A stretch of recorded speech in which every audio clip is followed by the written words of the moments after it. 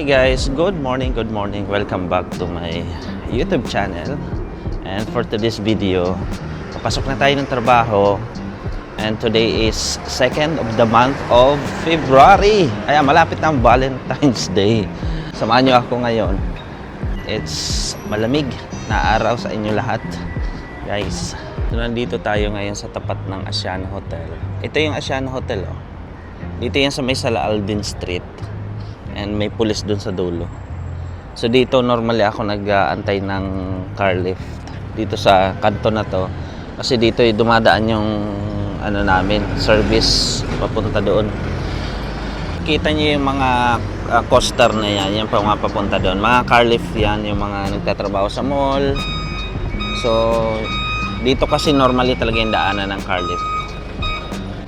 It's been a while na hindi tayo nakapag-upload ng ating video. So ngayon, mag-vlog tayo ngayon.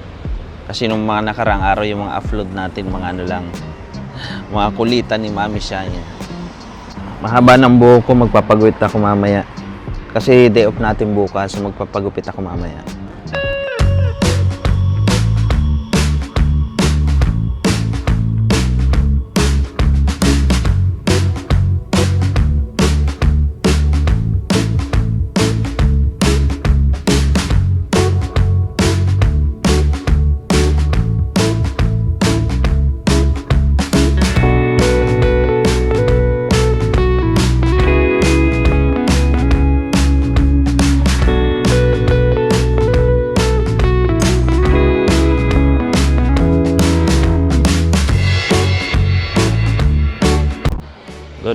Good morning. Good morning, sir.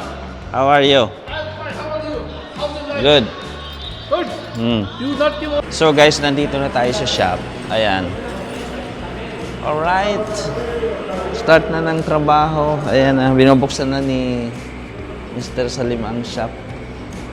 Today pala is Sunday. So as usual, pag Sunday wala tayong delivery. So ngayon, ang gagawin natin, mag-arrange lang tayo saka maglilinis. Yun lang ating gagawin today. So, simulan na natin ang bakbakan.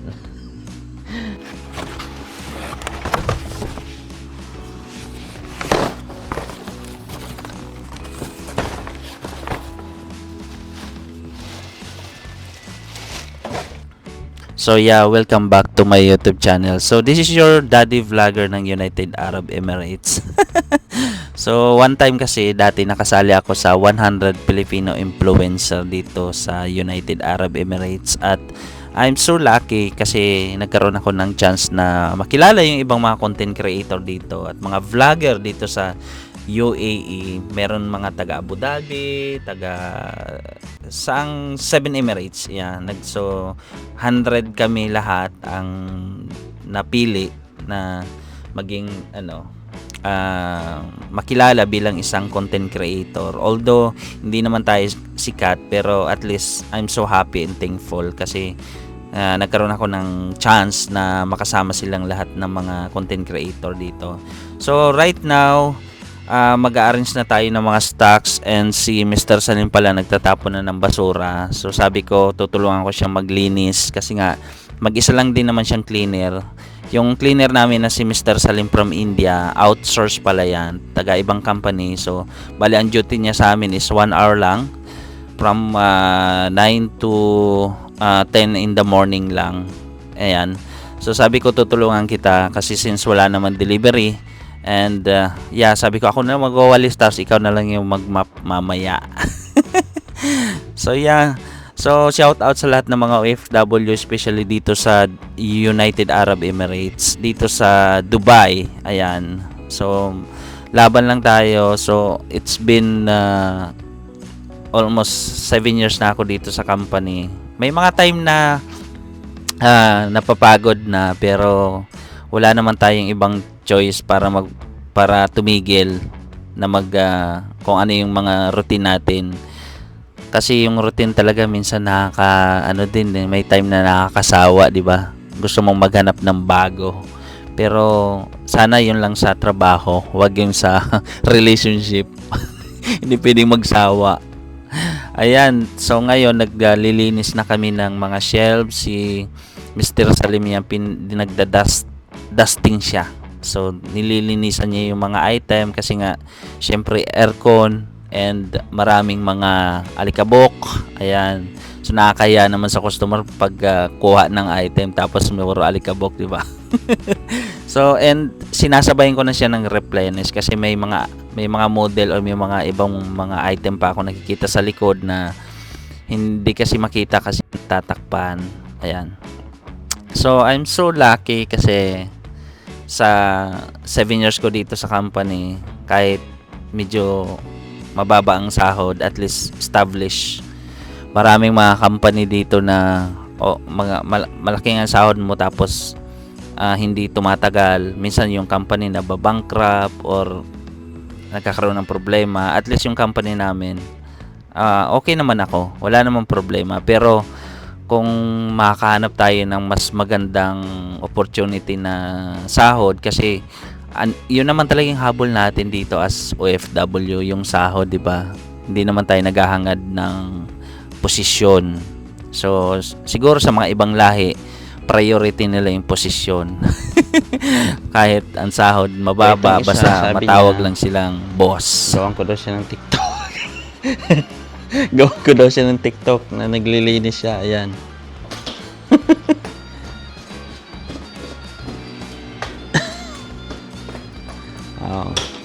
Cleaning ingestion ma.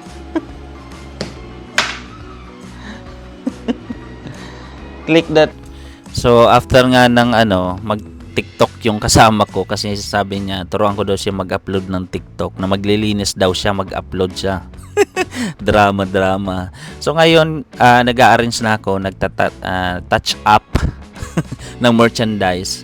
So bago kasi mag-opening yung store, kailangan kong i-arrange yung mga display, kailangan tama yung mga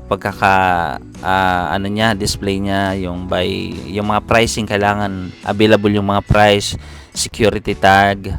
Alam mo naman, 'di ba? Kahit naman dito napaka-safe sa UAE, kailangan talaga standard tayo. Kailangan natin maglagay ng mga security tag kasi nga standard 'yan sa company. So, right now, ito yung ginagawa ko talaga pag morning.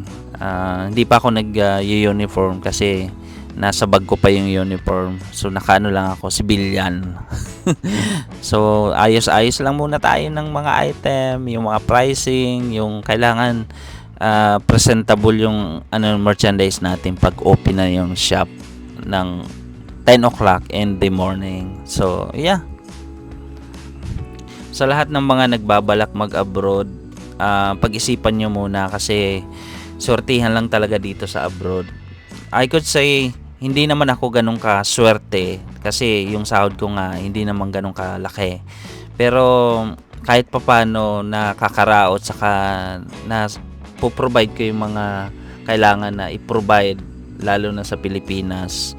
So meron kaming bahay na hinuhulugan ni Mami Shine sa ngayon. So I guess few years from now or as soon as possible talaga gusto ko ng mag for good. Pag nagkaroon lang tayo ng pagpalarin lang tayo magkaroon ng puhunan, 'di ba? Lang tayo, magnegosyo sa Pilipinas. Ang hirap kasi talaga malayo sa pamilya, lalo na pag lumalaki na yung mga anak natin, 'di ba? Bilang isang OFW, 'yun yung pinaka weakness natin. Yung malayo sa pamilya. Yung strength naman natin is sila, of course, kasi yan yung rason kaya tayo nagsusumikap, nagtatrabaho. So right now, ito na yung na-arrange na natin yung mga stocks, mga display, and ready na tayo mag-open kasi mag 10 o'clock na in the morning. So yeah, we are in Dubai Outlet Mall. So kung naghahanap kayo ng mga 30 to 70% ng mga item, punta na kayo dito sa amin. Approach nyo lang ako at i-assist ko kayo, i-guide ko kayo kung ano yung mga dapat at mga suitable na mga product na para sa inyo na hinahanap nyo. So thank you for watching. Maraming salamat sa pagsuporta sa YouTube channel ko. So yeah, God bless you all. Shout out sa lahat ng mga OFW around the globe. Thank you for watching. Bye-bye.